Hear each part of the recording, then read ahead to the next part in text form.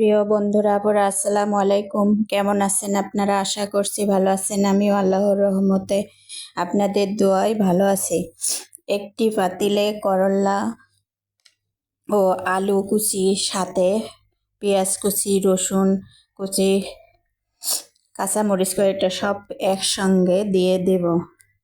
এরপর একে একে দিয়ে দিব হলুদ গুঁড়ো, মরিচ গুঁড়ো দিয়ে দেব, তারপর দিয়ে দেব লবণ দেওয়ার পর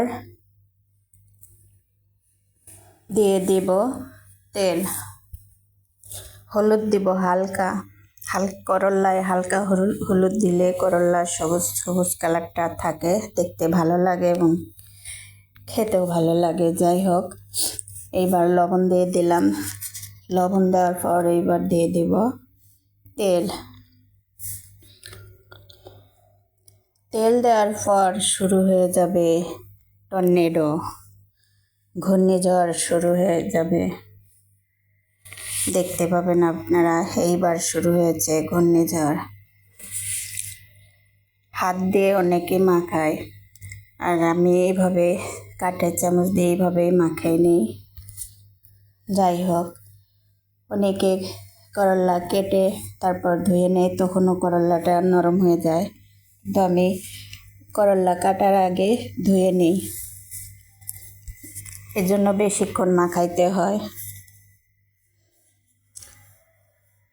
বেশ কিছুক্ষণ চলবে এই ঝড়, কিছুতে থামবে না, থামানোও যাবে না, কারণ ওর ইচ্ছে মতো চলে, ওর ইচ্ছে মতো কাজ শেষ হলে ও নিজে থেকেই থেমে যাবে। যাই হোক, চিন্তার কিছু নেই। এ ঝড় আবার আসল ঝড় বা আল্লাহর হুকুমের সত্যিকারের ঝড় নয়। ঝড় থামিয়ে তাতে অর্থাৎ করল্লায় দিয়ে দিব মায়া বা মলা মাছগুলি দেওয়ার পর আস্তে আস্তে করল্লা মেশাতে হবে। বেশ কিছুক্ষণই মেশাতে হবে। মেশানো শেষ হলে তাতে পরিমাণ মতো পানি দিয়ে দিতে হবে। আবার খুব বেশি পানি দেওয়া যাবে না, কারণ ছোট মাছ দিয়ে রান্না যেহেতু। পানি দেওয়া হয়ে গেলে মাছ করলার উপর সজনে ডাঁটাগুলো দিয়ে দিব।